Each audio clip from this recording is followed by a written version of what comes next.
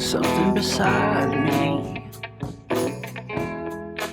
a light to the kerosene, and the places aren't real anymore, and the faces don't say anything, and the silent light of the mind-blown sphere.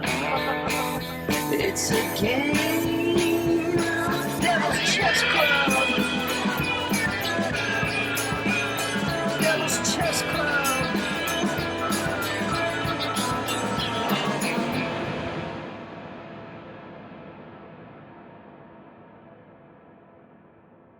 Welcome to Devil's Chess Club. I'm Aaron Good. This episode features the third and final part of a presentation based on my recent American Exception Substack article, James Angleton, Mossad, the Syndicate, and the CIA's Cuban Business.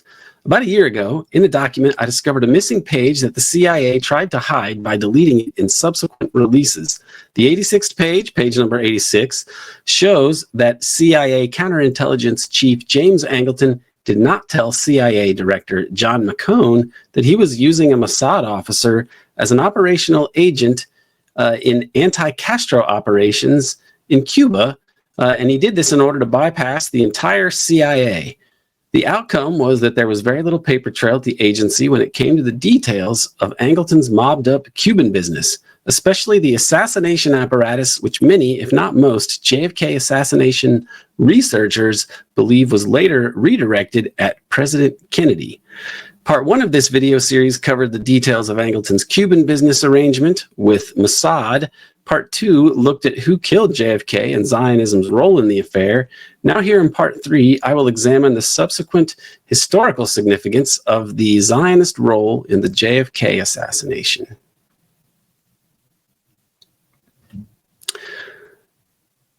Devil's Chess Club is part of the American Exception podcast. I've made this series public because I think the material is very important. If you appreciate serious, deep political research and analysis, consider subscribing to the American Exception podcast on Patreon. We have over 200 episodes and counting. If you want to better understand things like the JFK assassination, as well as other aspects of the deep history of the U.S. empire, American Exception is the place to go. The URL is patreon.com/American Exception. Subscribe if you can, and either way, please kindly like this video and subscribe to this American Exception channel.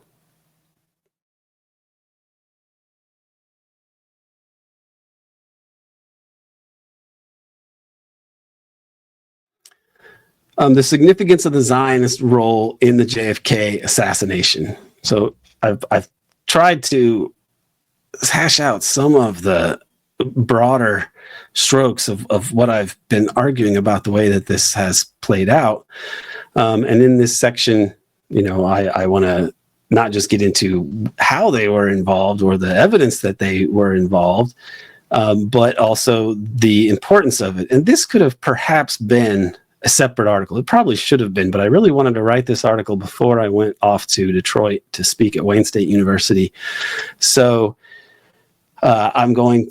this part I think is relevant, and people will hopefully find it interesting. And I think that I could really write a lot more about this if I had the bandwidth to do it. I think it's very significant. I'm going to try to include it in the Gray Alliance podcasts and articles that are going to come in the future.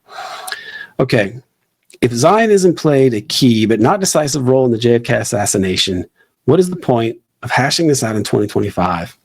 After much time spent studying the assassination in the context of the post-World War II project for U.S. imperial capitalist hegemony over the world, I conclude that Israel has used its pivotal role in the clandestine deep state, including those elements which were brought to bear in Dallas, to essentially blackmail the U.S. deep state / establishment. And there are three things here that I want to cite as evidence, but to zoom out for a second and look at this in the bigger historical picture, the post-war apex of U.S. power, I think, was more WASPy than anything else, white Anglo-Saxon Protestant, represented by President Eisenhower. And in 1956, Eisenhower refused to acquiesce to a Zionist land grab in the Suez Crisis. Okay, a very dubious, sinister plot of the Zionists, Israel and France and Britain. Then they launched an attack on Egypt, and they wanted to retake the Suez Canal so that Nasser couldn't, successfully nationalize it and benefit the state of Israel the state of Egypt in so doing. So they were thwarted because Eisenhower at the time just concluded that this would destroy America's image in the world. It would make the U.S. look like no different than the old, colonial overlords of Europe. And the U.S. had been trying to pursue decolonization, and they've been trying to win the hearts and minds in the Cold War of the so-called Third World, the formerly colonized nations of the world. And so this was just a bad look, and it wasn't in the U.S. national interest for Israel to have control of all this land. And so Eisenhower put the kibosh on this plan and stopped it in its tracks. And this marks the end of the British Empire. And one wonders if this same part of the world and intrigues here involving Zionism are going to be key in bringing the end of the U.S. empire. It's really fascinating. And I think in both cases, I don't think it was the British Empire was in fine shape, and then some Zionists had some sinister plans, and that's what brought them down. I don't believe that at all, but I think that they were in decline, and they thought that some sort of Hail Mary here, holding on to the Suez Canal, and then that coinciding with the Zionist land grab, that this could help the British Empire, and it didn't. It was the end of it. Now, there are three things in 1967 that I want to bring up. Because 1967, you don't have Eisenhower. You have this supremely corrupt president, Lyndon Johnson, who's tied to Zionist and syndicate actors. However, you still have the institutions within the CIA and elsewhere in the government that are more of the older guard. They're not the proto-neocon Angletonians. They are more sober. They're more the traditional. You could Peter Dell Scott sometimes calls them the traditional CIA. We call them we could think of them as Standard Oil friendly, Rockefeller friendly Arabists at the CIA and elsewhere. They were an impediment to what Israel wanted in the Middle East. They wanted greater Israel. They're obsessed with this issue, and I think that seeing what has happened since October 7 and seeing the Gaza genocide unfold, it's brought everything into relief for a number of people, including Jeffrey Sachs, most notably, who is looking back at the Clean Break report and thinking of this as a Netanyahu, led enterprise for greater Israel. And I think that there's a lot to that. I do believe that this project has been, led by Benjamin Netanyahu since the mid-1990s. This was related to the Rabin assassination, and up to the present day, you see these neoconservatives have explicitly detailed what they want. They want greater Israel, and they want to forget the peace process. No land for peace, just peace by destroying all your enemies, and Israel, quote, transcending the rest of their rivals in the Middle East. This is what they've wanted, and I believe it's really what they've always wanted. And I think it's made me go back and relook at these issues with even more of a critical perspective when it comes to the objectives of Israel and the role that they played. Because now I believe we can see going back that they really always wanted this. It was always kind of a Lebensraum project for the chosen people or the master race or whatever. And the Untermenschen were not regarded as full humans, and they could be killed or maybe just sent somewhere else. But if not, then you just kill them. I mean, it's as insane as that. And there's so many psychic resistance to that in the U.S. because of the mystique that has been built up about this. The propaganda and its cultural cachet are enormous. You don't want to be accusing Zionists and Zionism and Israel of being so sinister, because who wants to be called an anti-Semite? That gets drilled into your head over and over again. But if you consider this as a political formation with considerable agency, All these radical liberal weenies love to talk about, don't take away the agency of, the eco-socialists in Ecuador or the pro-democracy protesters in Syria. Like, they're always wanting to go on about the agency of people, but Zionist oligarchs and organized crime, oligarchs, do they have any agency? No. If they have agency, then you're an anti-Semite. If you say they have any agency, even though they would apparently have more money and wherewithal, thus more agency than pro-democracy protesters in Syria, there's this taboo of talking about Zionism as a political formation that is networked with a lot of money at its disposal and a powerful intelligence service as well, that they have the ability to influence political outcomes, in ways that are more or less obvious or apparent, are more or less overt or covert, as the case may be. But I think it is becoming clear to more people that the sort of balance of power within that determines how the Western oligarchy will act at some point got subsumed or put into the service of a project of Zionism that has been catastrophic, and it's destroying Western imperialism. And I believe that this 1967 issue, this question of what happens in 1967, because that's the war that we get, which creates it's the sequel to 1948 in a way. It's a bigger land grab, and it's led to what we see now. It's the reason Gaza is occupied by Israel, and has been. When it wasn't occupied and settled, they turned it into a concentration camp / death camp because so many people died. They're so young.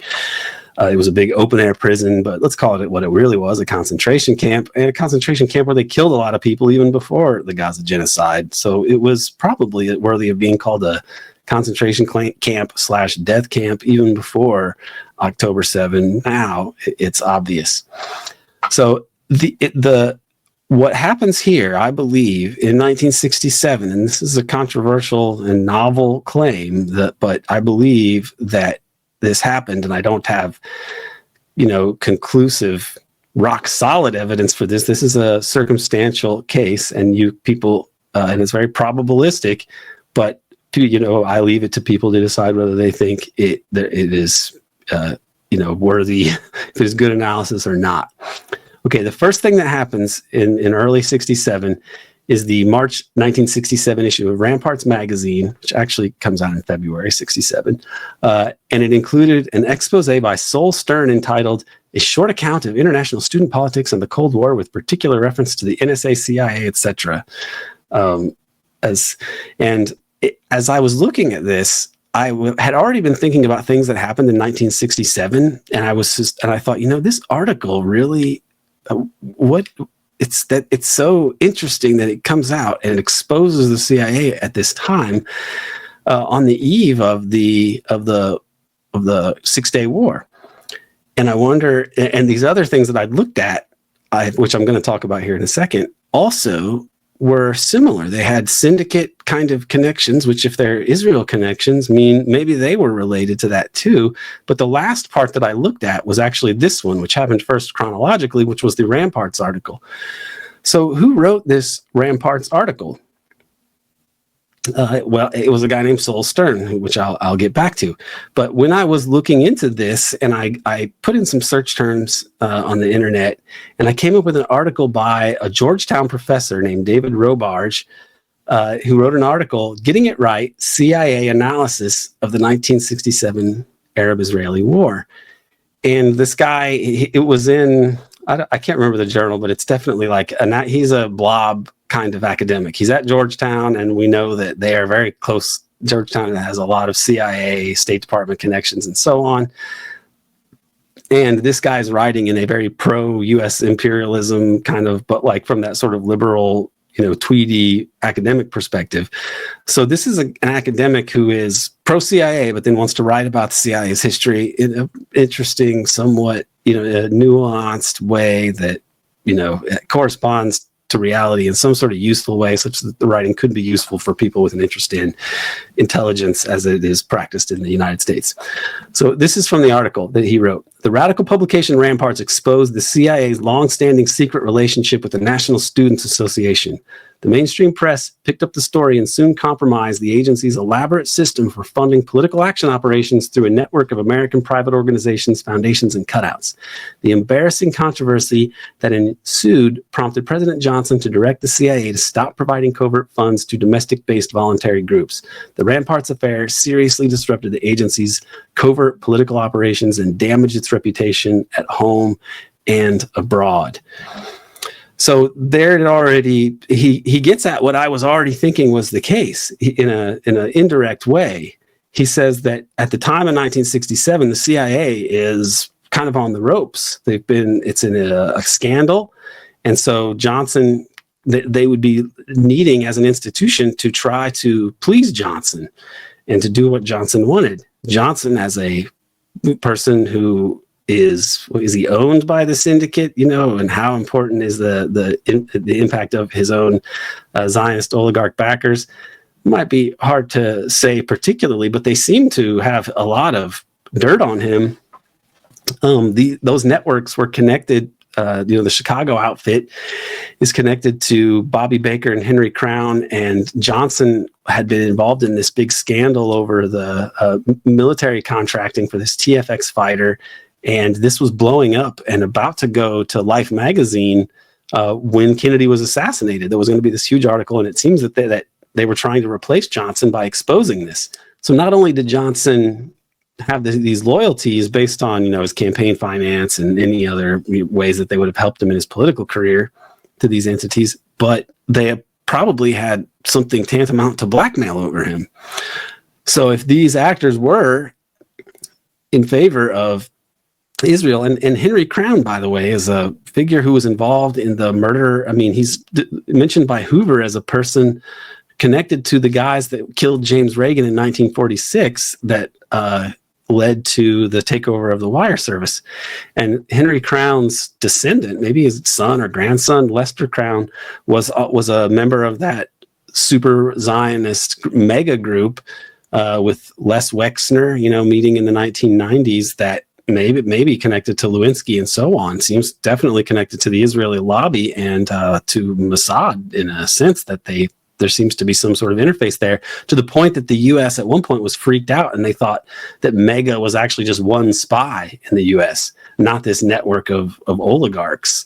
So this is, I think, worth paying attention to, how Johnson, as a syndicate and super Zionist guy, was wanting to help Israel and please those friends, and nothing is more near and dear to their heart. I mean, it is the pinnacle of their, I think, political project, this idea of greater Israel.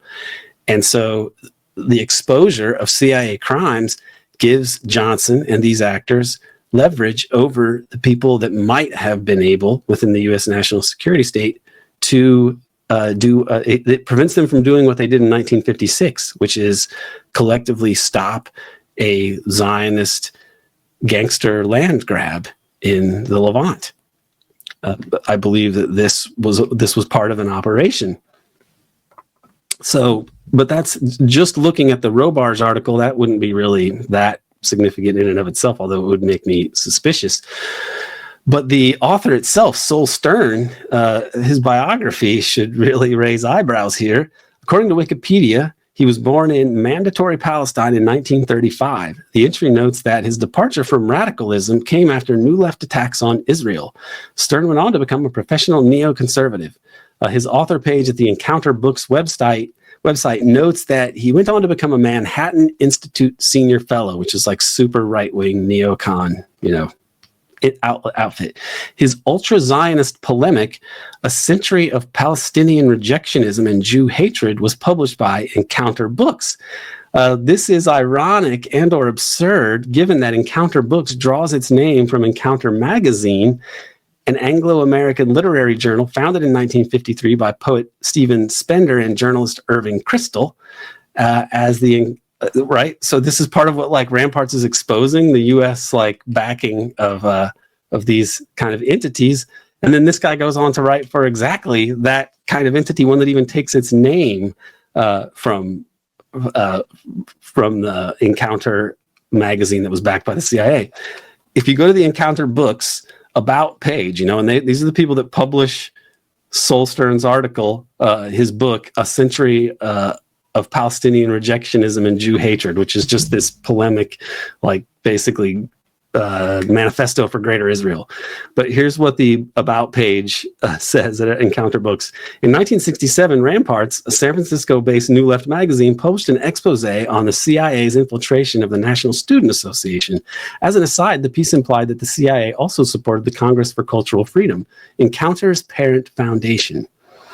Of course, the expose that they're talking about is the 1967 Solstern article. How odd that Encounter Books would mention the Ramparts expose without noting that its author has since written books for the publisher. It's pretty amazing, actually. Another thing that I found, and this is, make of this what you will. I looked at Ramparts and I looked at Warren Hinkle, and after Ramparts folds, which is pretty early, I think fairly early in the 70s, either Ramparts folds and he leaves Ramparts, one or the other. But the next guy he goes to work with, if I remember correctly, is a guy named Sidney Zion. And like, so what am I judging him by his name? Zionism? I know. No, but he's a guy who he partners with Warren Hinkle, the supposedly left-wing radical guy, super radical guy running Ramparts because he's like a political revolutionary.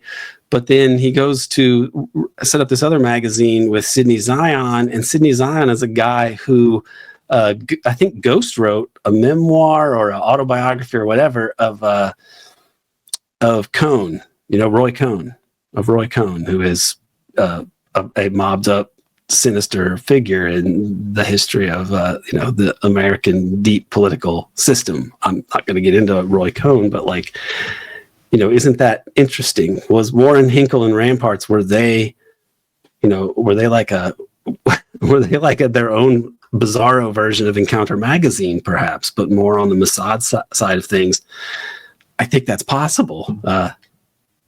Go figure. They've had other people besides Solstern. Solstern writes this article, and he's never written any major article before, and it has an enormous impact. And one of the entities that they point out specifically, and I don't remember the exact name of it, but it was something like the American Arab Friendship Association, and it basically wanted better relations between the U.S. and the Arab world.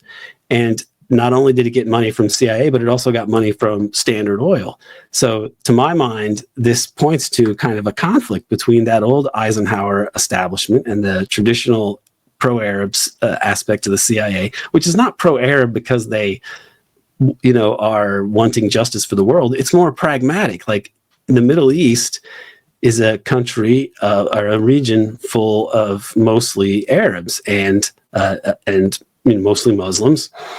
I know the Persians, I know there's other minority groups and so on, but the bigger point is the Zionists are a small portion there, and they are a kind of a colonial project.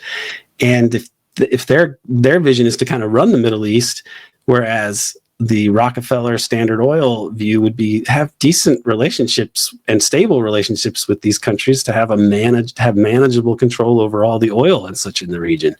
I think that the Israeli approach of Israel just going after and murdering everybody in the region was understood to be counterproductive by these people, based on their positions that we can discern by looking back at the time, and also just looking at what has happened today.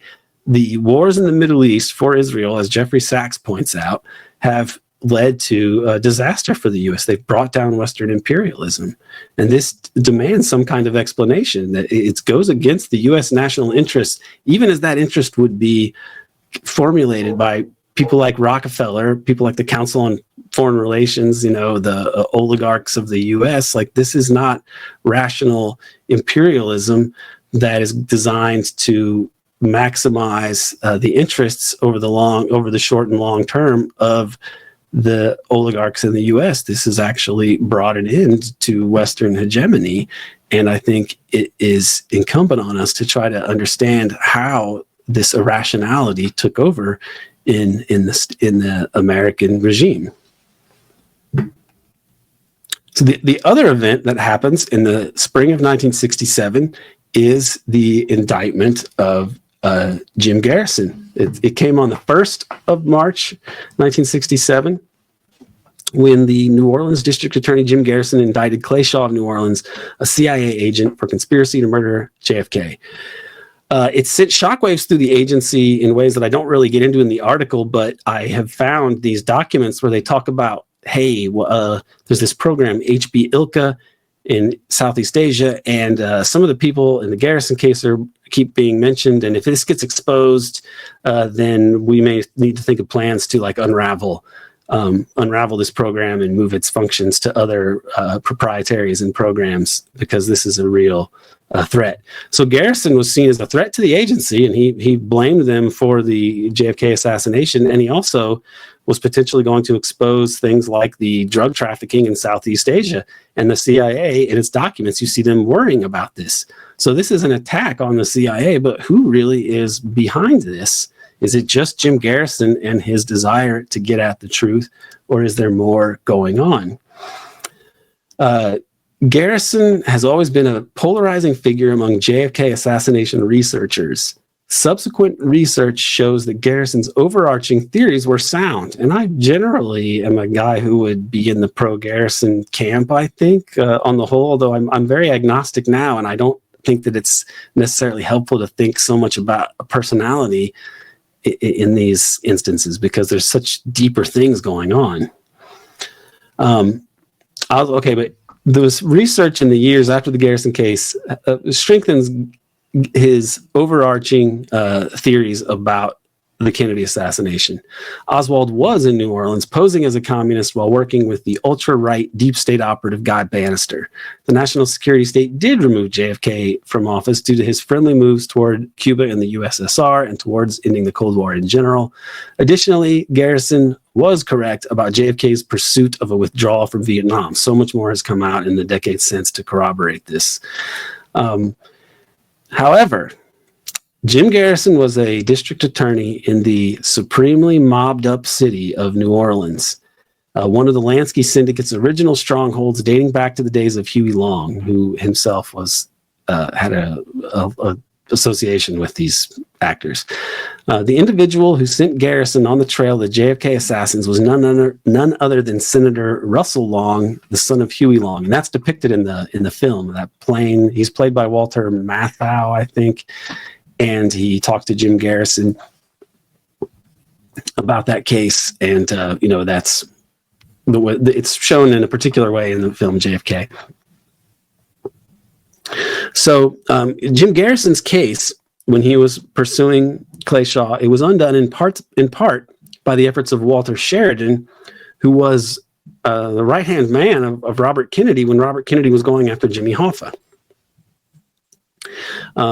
He was the point man in the campaign against Hoffa, and he said, he ended up doing this he put out this special on NBC about the Garrison case, and he really makes it seem like a clownish sort of spectacle that isn't really serious. And it damaged Garrison's reputation, even though Garrison got to reply because the U.S. had the right of fair use doctrine, not the fair use doctrine. They had a doctrine of equal time for different ideas. I don't know why I'm blanking on the name here. But the fairness doctrine, that's what it was, not the fair use doctrine, the fairness doctrine, which existed, I think, until Reagan. But the point was that if you were going to spend half an hour on this kind of a show, then you needed to give the other side time to respond, which is an interestingly democratic practice in the U.S. That we don't have anymore. I'm sure there were problems with it, of course, but still. But anyway, why is Sheridan, RFK's right-hand man, going after Garrison, when David Talbot, when he wrote the book Brothers, spoke to Sheridan's widow, and he learned that Sheridan and Bobby Kennedy were going to go after JFK's killers in the White House, and he basically thought it was CIA, Cuban exiles, similar groups that Garrison suspected. So, and we didn't really know this for many years until David wrote that book. So what should we even make of Sheridan here, it doesn't make much sense. But if you look at Garrison here, he did an interview with Playboy, and it's quoted at a site that I don't think is very good. It's the JFK online site. He says in the interview, Garrison does, this was in 1967, let me tell you something about Sheridan's background. Maybe you'll understand his true role in all this. Sheridan was one of the bright, hard young investigators who entered the Justice Department under Bobby Kennedy. He was assigned to nail Jimmy Hoffa. Sheridan employed a wide variety of highly questionable tactics in the Justice Department's relentless drive against Hoffa. He was recently subpoenaed to testify in connection with charges that he wiretapped the offices of Hoffa's associates and then played back incriminating tapes to them, warning that unless they testified for the government, they would be destroyed along with Hoffa. So Hoffa's Teamster connections and Hoffa's connections to Russell Long are important to take into account here. Garrison was encouraged to investigate this case by a senator with a lot of power, Russell Long, who himself is very connected to the Teamsters. And here he is essentially coming up with like Teamster legal propaganda in this Playboy interview, which is like, if you're the person who is for good government and, getting rid of fighting corruption, why are you becoming an advocate for Jimmy Hoffa here? Okay, the pivotal figure, and I'll say more about this Garrison case. The pivotal figure in Hoffa's conviction, when he eventually does go to jail, was Teamster official Ed Parton. In Walter Sheridan's book, The Fall and Rise of Jimmy Hoffa, Sheridan recounted how a Hoffa associate attempted to bribe Parton into changing his testimony. When Parton asked how he might be protected from the government if he changed his story, he was told, "We've got that fixed. Senator Russell Long is the most powerful man in the United States today. Don't you worry about it. You will be protected." As an aside, it is worth noting that in his Hoffa book, Sheridan also recounts that in 1967, Life magazine published an article charging that Missouri Senator Edward Long had been using his committee in an attempt to help Hoffa. The article stated that Long had received thousands of dollars from Hoffa's chief counsel, Morris Schenker, in referral fees. It later developed that figure was well over $100,000, and Edward Long had not practiced law during the entire time the payments were being made. Peter Dale Scott once told me that Bernard Finsterwald of the Committee to Investigate Assassinations had Hoffa connections through Senator Edward Long. The useful Spartacus website confirms this. Long selected Bernard Finsterwald as his chief counsel when he had been accused of being corruptly involved with Hoffa. The two men lived in the same apartment building in Washington. Long was also connected to Robert Mayhew and Sam Giancana. In 1967, Long was called before the Senate Ethics Committee and questioned about his connections to Hoffa. As a result of this investigation, Long was forced to resign in December 1968.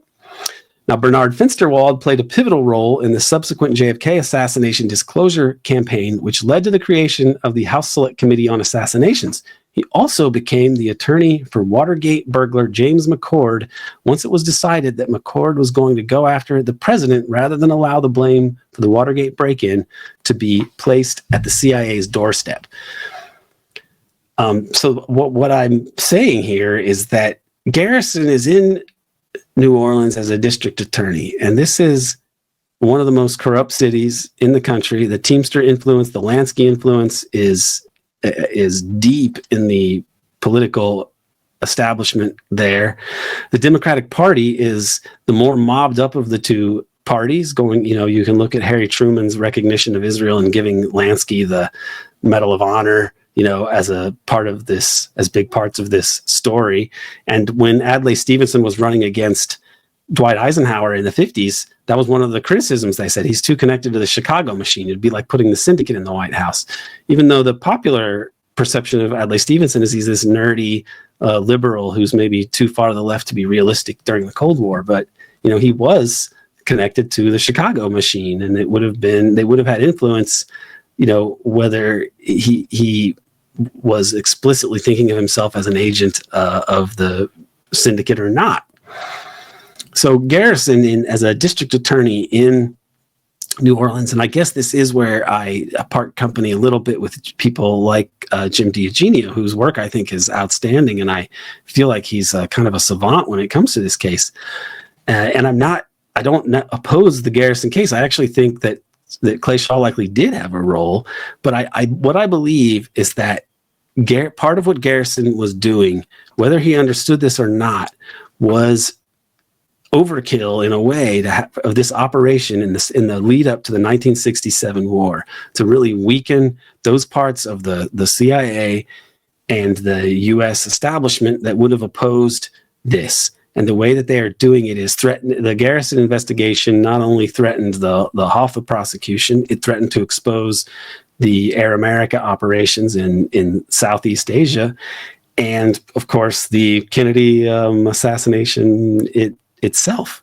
This was really brazen kind. If it is, as I say, a sort of teamster / syndicate operation in a form of bizarre warfare, lawfare, leak warfare in a way, then it explains kind of a lot, and it explains why Walter Sheridan would have been so wary and acted against Garrison while being loyal to Kennedy. Maybe he understood more about this than he could say.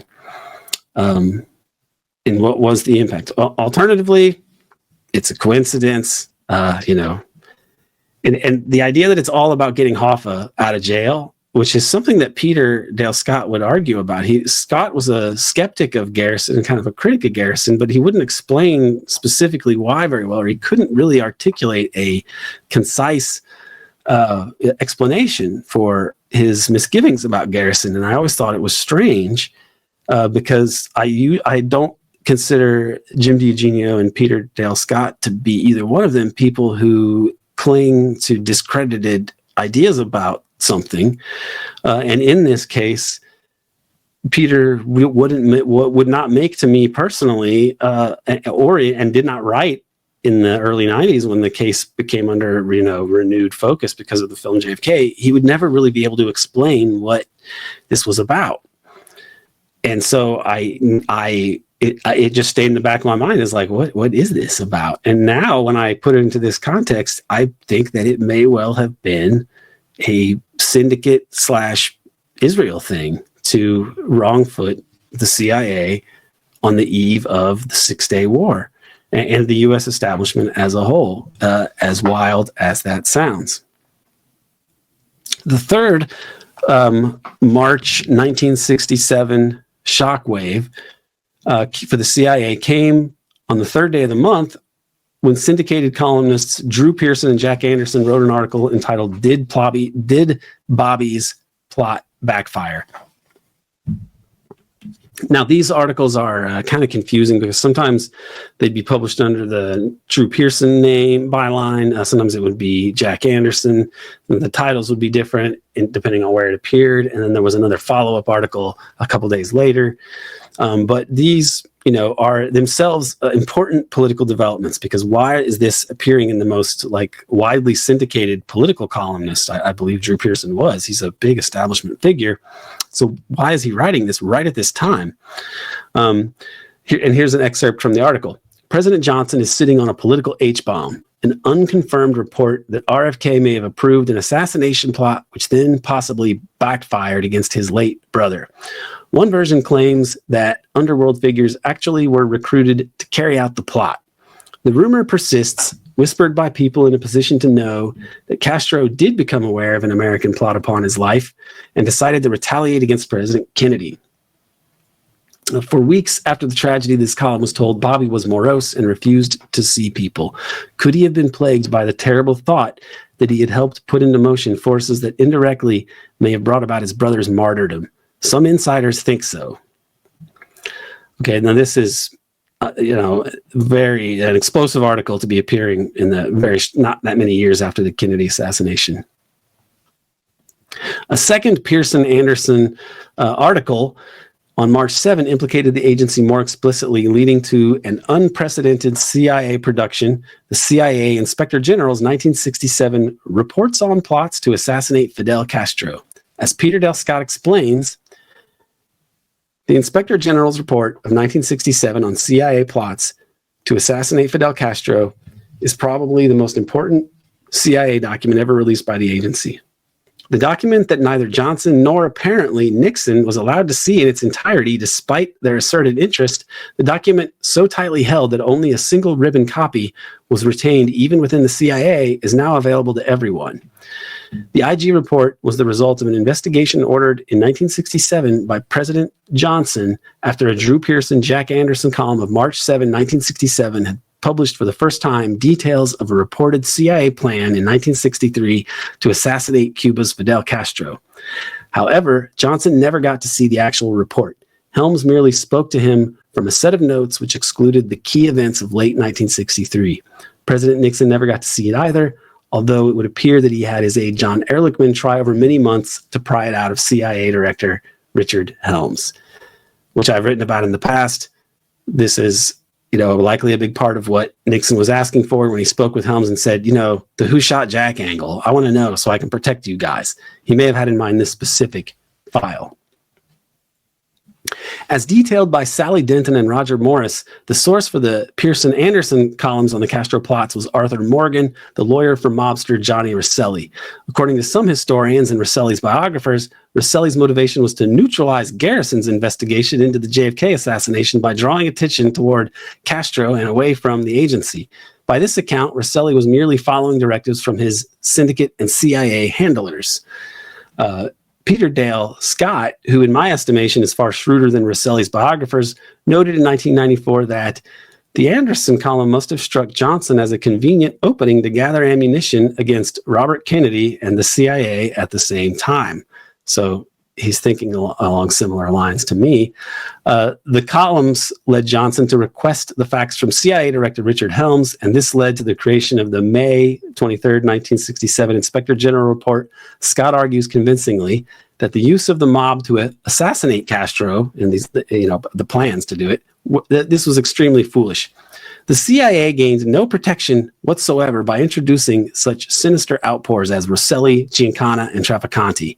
Far from suppressing the involvement of the CIA, these men advertised it whenever it suited them. As even the IG report is aware, the plot makes much more sense, however, if one imagines that the initiative for it came from below and that the purpose was to protect not the CIA, but the mob and its allies. Given, and by the way, notice what is written here that I wrote in the article and what is, part of Peter's analysis too. The columns led Johnson to, it was ammunition against RFK and the CIA at the same time. Who besides Johnson also would have had, been seen Kennedy as a threat, Robert Kennedy, and seen the CIA as a threat, these other parts of the CIA, the syndicate / Mossad, I would argue. Okay, given that and think of the timing of this. This is the Ramparts article has just come out, so the CIA is really is in the worst position ever. It's the worst that it had been in since its creation. This is the biggest. I would say that what happened in the spring of '67 is the biggest scandal already with the Ramparts expose. But then now you have you have an indictment in New Orleans here on March 1st. Of a person who is accused of being a CIA operative and in that capacity as being involved in the assassination of President Kennedy. And then on March 3rd, you have the Pearson / Anderson articles coming out talking about the CIA plots to kill Castro. This is unprecedented in the history of the agency.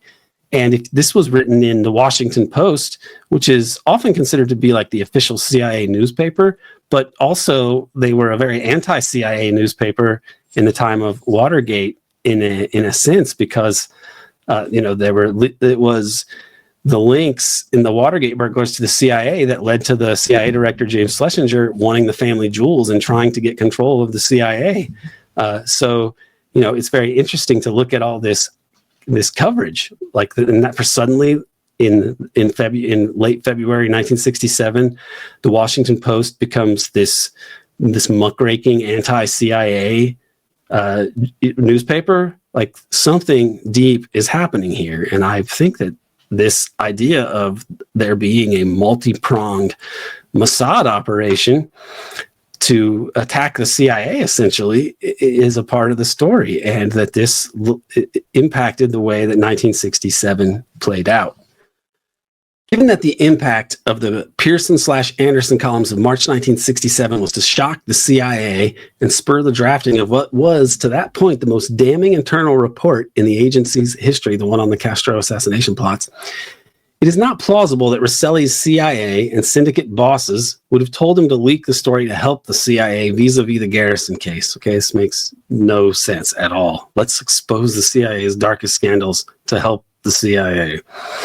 In reality, both developments represented crises for the CIA. In both the Garrison case and the Anderson-Pearson article case, the key figures had links to the Lansky-Teamster syndicate. As I detail further in the upcoming article from which this is excerpted, there is strong evidence that the de facto syndicate CEO, Meyer Lansky, and Teamster President Jimmy Hoffa were Zionist agents, as I've been discussing. What then is the relevance of the three spectacular CIA crises which emerged in March 1967? They sent shockwaves through the agency, putting the outfit in its weakest position since the agency's creation. All three of these cases trace their origins either to figures who were fanatical Zionists themselves, like Sol Stern, Meyer Lansky, or to actors who were in some way beholden to the Lansky-Teamster syndicate forces. Russell Long, Jim Garrison, Arthur Morgan, and Johnny Rosselli. While they may each have had their own particular angles that they were working, the net effect was to weaken the CIA as a bureaucratic organization precisely on the eve of a cataclysmic and catastrophic shift in U.S. policy, the Six-Day War which Israel launched against Egypt in June of 1967. The war and subsequent illegal land grab of Palestinian territory are the proximate root causes of the ongoing Gaza genocide. Viewed objectively and in historical context, the current genocide demonstrates that the apex of Zionism has long been fanatically devoted to stealing the whole of Palestine, no matter the cost in Palestinian lives or how much damage it inflicts on its U.S. benefactor. If one doubts that Mossad would plot and execute such diabolically complex political warfare operations, consider the stranglehold that Zionism demonstrably maintains over the U.S. political system, academia, and the media. If one could dismiss such a critique before Al-Aqsa flood, the events since then compel us to reassess the evolution of U.S. foreign policy in the decades since World War II and Zionism's crucial role in that history.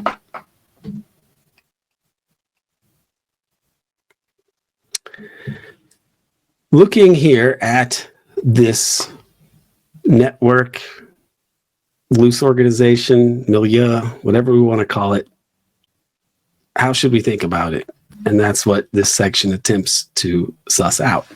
Angleton, Mossad, and the Syndicate, a clandestine proto-neocon deep state. To summarize this, Angleton, the chief of CIA, counts the things that I've been talking about before. What this article is based on: the Angleton, the Israeli assets that he deployed, and so on.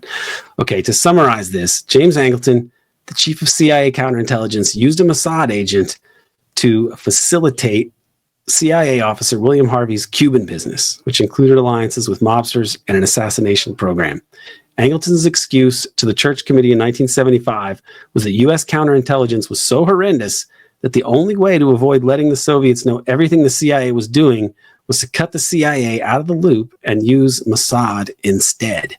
The CIA director, John McCone, was never briefed by the agency about the CIA mob plots against Castro or the ZR rifle assassination program.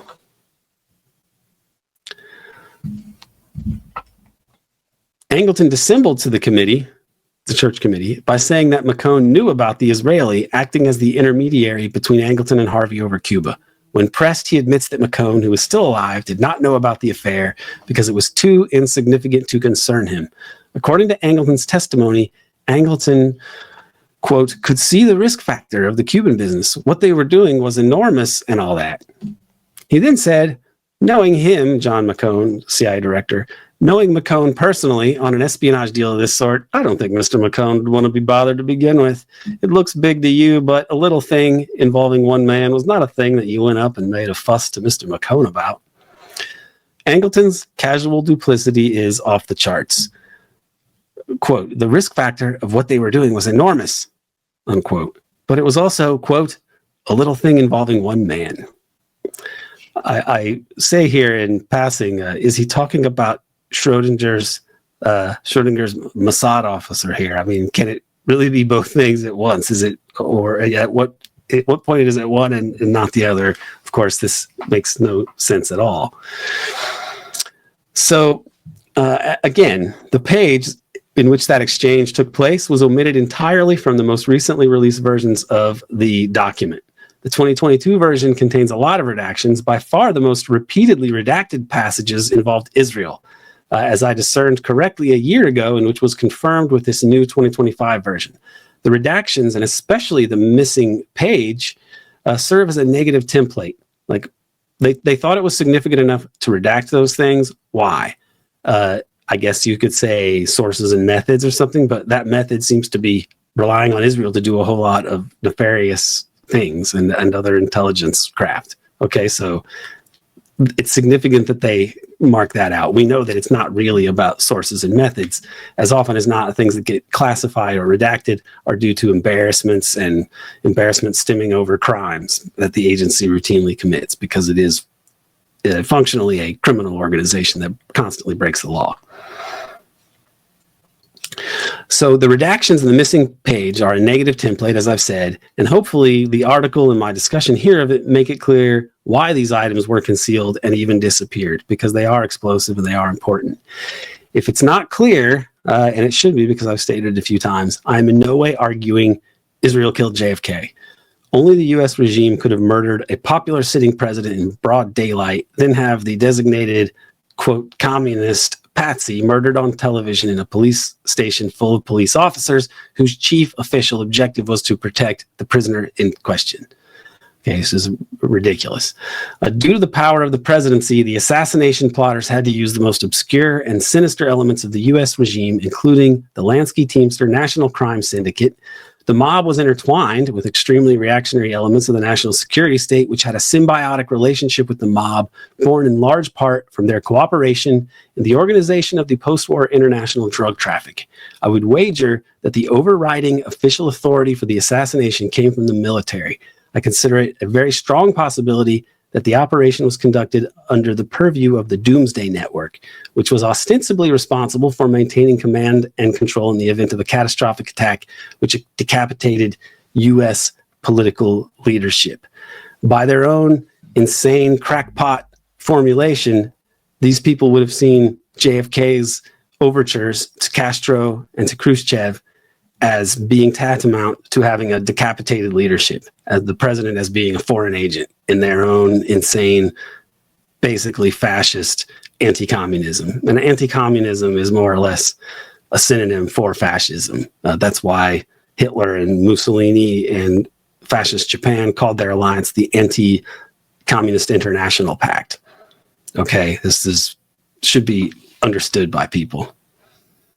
Through Angleton, Jimmy Hoffa, Reuben Efron, Meyer Lansky, the unnamed Mossad Cuban business intermediary, and the milieu around Jack Ruby, the Israelis would have deep insight into the details of the JFK assassination. The events of March 1967 collectively appear to have been, in part, an attempt to leverage this information as political warfare. Collectively, these intrigues contributed to LBJ's 1967 reversal of the policy Eisenhower established by refusing to acquiesce to a Zionist land grab back in 1956. Furthermore, I believe that these same dynamics played out again during Watergate, the post-Watergate intelligence investigations, the Iran-Contra affair, the exposure of BCCI, and probably the Lewinsky affair as well. For these and other reasons, the JFK assassination is still extremely relevant in 2025. The U.S. is currently bankrolling and facilitating the Gaza genocide. An attack on Iran seems increasingly likely. Neither of these policies are remotely in the U.S. national interest. The problem is far deeper than Walter Mearsheimer's Israel lobby critique. The covert fascism of the traditional CIA, a product of Wall Street oligarchy bent on global imperial capitalist empire, was and is bad enough. Zionism and neoconservatism represent something worse than the murderous but rational commercial imperialism of the old CIA. Neoconservatism and its ultra-Zionist core represent a variant of genocidal blood and soil fascism. They are as antithetical to the moral and ethical traditions of Judaism as U.S. imperialism is to the Sermon on the Mount. Are there any Americans with the wisdom and power to stop the Zionists' final solution for Palestine? Are there any sane voices within the U.S. regime who can prevent an attack on Iran that would destroy the global economy and potentially spark nuclear doomsday? As in the Kennedy years, with the Cuban Missile Crisis and Vietnam, countless lives are hanging in the balance at the mercy of U.S. decision makers. Special thanks to Dana Chavarria for producing this episode, and to Mock Orange and Michelle Boley for the musical intro. And thank you for tuning in. Please do consider subscribing to the American Exception podcast on Patreon. The URL is patreon.com/American Exception.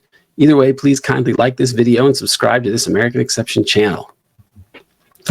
That's it for this 3-part series on Angleton's Cuban business and Mossad and the CIA and the syndicate and all that. We have much more material on these subjects already available, with more on the way over at the American Exception podcast on Patreon. I personally am still shocked by all the things I have learned and discovered while trying to make sense of the devil's chessboard. David Talbot, we miss you.